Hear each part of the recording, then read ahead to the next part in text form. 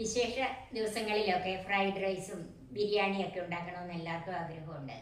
പക്ഷെ ചിലർ പറയും അതിന് ഒത്തിരി സമയം വേണ്ടിയെന്ന്. അങ്ങനെയുള്ളവർക്ക് വേണ്ടിയുള്ള ഒരു സ്പെഷ്യൽ ചിക്കൻ റൈസാണ് ഇന്നത്തെ എൻ്റെ വീഡിയോ. എൻ്റെ ചാനലിലേക്ക് നിങ്ങളെ എല്ലാവരെയും ഒരിക്കൽ കൂടെ സ്വാഗതം ചെയ്യുന്നു. നേരെ വീഡിയോയിലേക്ക് പോകാം.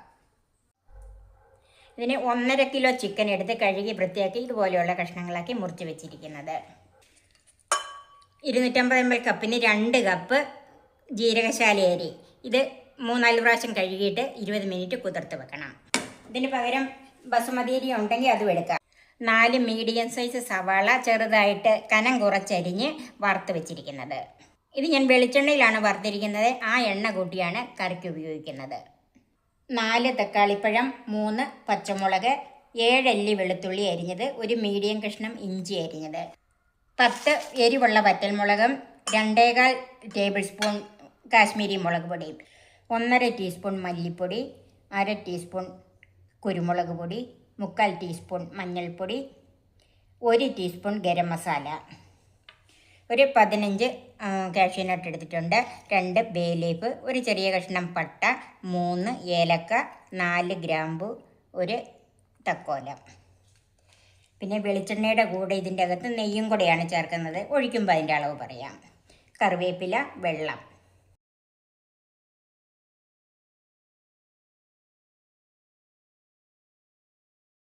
ഈ മുളക് പൊടി നല്ല ചൂടുവെള്ളം ഒഴിച്ചൊന്ന് കുതിർത്ത് വെക്കണം.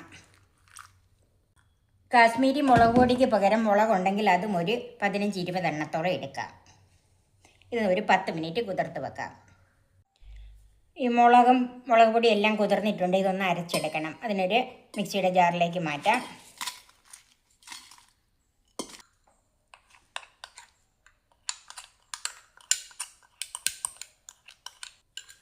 ഇത് കുതിർത്ത് വെച്ച് കുറച്ച് വെള്ളം കൂടെ ചേർക്കാം.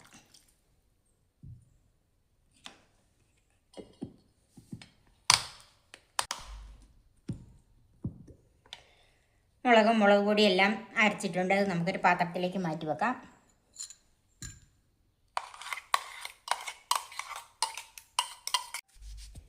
ഇതിലേക്ക് ഈ തക്കാളിപ്പഴവും നട്ട്സും പച്ചമുളകും കൂടെ ഒന്ന് അരച്ചെടുക്കണം. തക്കാളിപ്പഴം, പച്ചമുളക്, കശുവണ്ടി. മുളക് കുതിർത്ത വെള്ളം ഉള്ളതുകൊണ്ട് അത് കുറച്ചൊഴിച്ചാണ് ഞാനിതൊന്ന് അരച്ചെടുക്കുന്നത്.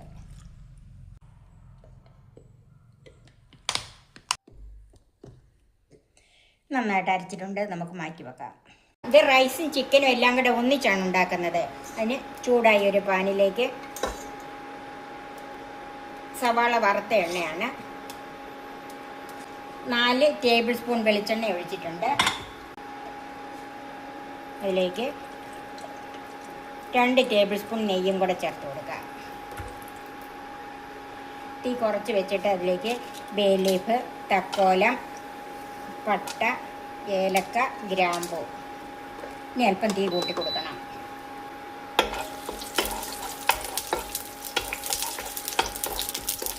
സ്പൈസസ് എല്ലാം ഒന്ന് മൂത്തിട്ടുണ്ട്. അതിലേക്ക് ചെറുതായി എരിഞ്ഞ വെളുത്തുള്ളി, ഇഞ്ചിയും ചേർക്കാം.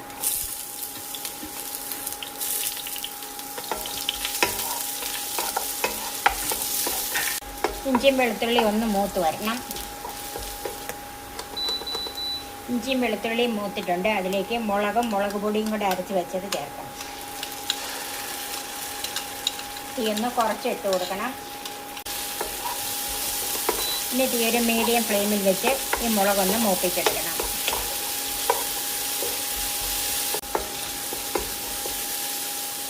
മുളക് മൂത്ത് വന്നിട്ടുണ്ട്. അതിലേക്ക് മല്ലിപ്പൊടി, മഞ്ഞൾപ്പൊടി, ഗരം മസാലയുടെ പകുതി, കുരുമുളക് പൊടി, ചെറുതീയിൽ വെച്ച് തന്നെ മൂപ്പിച്ചെടുക്കണം. അപ്പം നമ്മൾ ഇട്ട പൊടികളെല്ലാം മൂത്ത് വന്നിട്ടുണ്ട്. അതിലേക്ക് തക്കാളിപ്പഴവും നട്ട്സും എല്ലാം കൂടെ അരച്ചത് ചേർക്കാം. അപ്പം ജാറ് കഴുകി കുറച്ച് വെള്ളം കൂടെ ഉണ്ട്, അതും കൂടെ ചേർക്കാം. ഇനി ഇത് തീ കൂട്ടി വെച്ച് വെള്ളം ഒന്ന് വറ്റി വരണം. അതായത് അരപ്പെല്ലാം നന്നായിട്ടൊന്ന് വെന്ത് വരണം. തക്കാളിപ്പഴവും പച്ചമുളകും ഒക്കെ ഉണ്ടല്ലോ, എല്ലാം ഒന്ന് വെന്ത് വരണം. തീ ഹൈ ഫ്ലെയിമിലിടണം. ഇതിലേക്ക് ഉപ്പ് ചേർക്കാം.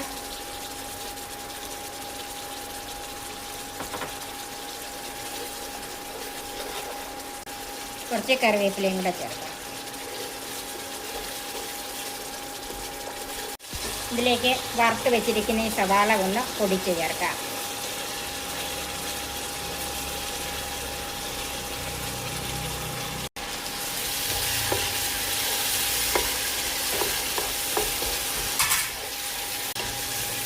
ഇനി തീ ഒരു മീഡിയം ഫ്ലെയിമിലാക്കണം. ഇപ്പം അരപ്പെല്ലാം നന്നായിട്ട് മൂത്ത് എണ്ണ തെളിഞ്ഞ് വന്നിട്ടുണ്ട്. അതിലേക്ക് ചിക്കൻ കഷ്ണങ്ങൾ ഇട്ട് കൊടുക്കാം.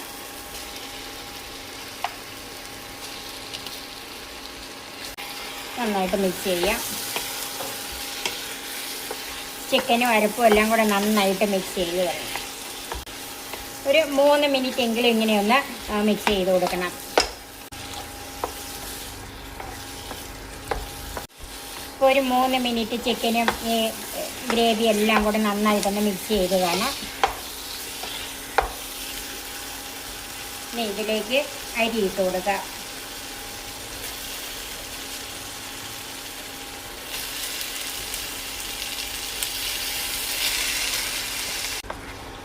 അരി 20 മിനിറ്റ് കുതിർത്ത് വെച്ചിരുന്നതാണ്. 3-4 പ്രാവശ്യം കഴുകി കഴിഞ്ഞിട്ട്. ഇനി ഇതെല്ലാം കൂടെ ഒന്ന് മിക്സ് ചെയ്യണം. ഈ ഒരു മീഡിയം ഫ്ലെയിമിൽ വെച്ചാൽ മതി. ഇപ്പം അരിയൊക്കെ ചേർത്ത് കഴിഞ്ഞ് നന്നായിട്ടൊന്ന് മിക്സ് ചെയ്തതാണ്. ഇനി അതിലേക്ക് ചൂടുവെള്ളം ഒഴിച്ചു കൊടുക്കണം.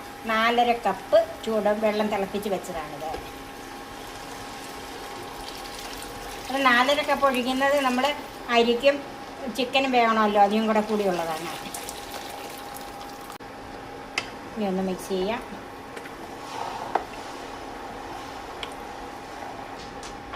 കുറച്ച് ഉപ്പും കൂടെ ചേർത്ത് കൊടുക്കാം. ഇത് വറ്റിച്ചെടുക്കുന്നത് കൊണ്ട് ഒത്തിരി ഉപ്പ് മുമ്പിൽ നിൽക്കണ്ട. ചിക്കനിൽ പിടിക്കാനും അരിക്കും ഒക്കെയുള്ള ഉപ്പ് അത്രയും മതി. ഇപ്പോൾ ഒന്ന് ഇട്ട് കൊടുത്തിട്ട് ഇനി നമ്മൾ തിളച്ച് കഴിയുമ്പോഴത്തേക്ക് ഒന്ന് ഉപ്പ് നോക്കണം. ഇതൊന്ന് അടച്ചു വെക്കാം. ഇപ്പോൾ ഹൈ ഫ്ലെയിമിലാണ് ഇട്ടിരിക്കുന്നത്. അപ്പം അരി ചേർത്തതിന് ശേഷം നന്നായിട്ട് തിളച്ചിട്ടുണ്ട്. നമുക്കിതൊന്ന് മിക്സ് ചെയ്യാം. ഇതിൻ്റെ ഉപ്പൊന്ന് നോക്കണം.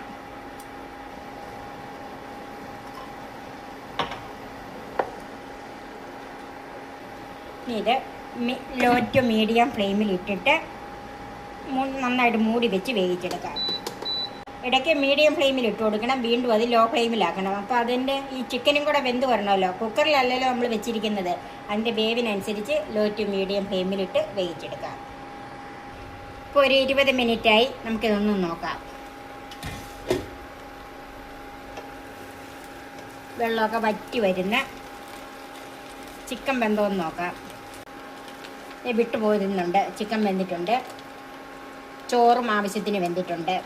ഇപ്പോൾ ഇങ്ങനെ കണ്ടാൽ വെള്ളം പറ്റിയില്ലെന്ന് തോന്നുന്നു. നമ്മളൊരു 10 മിനിറ്റ് ഇത് അടച്ചു വെച്ചേച്ചാൽ മതി. തീ ഓഫ് ചെയ്ത് വെള്ളം പറ്റിക്കോളും. ബാക്കിയിരിക്കുന്ന ഗരം മസാല, 1 ടീസ്പൂൺ നെയ്യ്. ഇത് തീ ഓഫ് ചെയ്ത് ഒരു 10 മിനിറ്റ് അടച്ചു വെച്ചേക്കാം.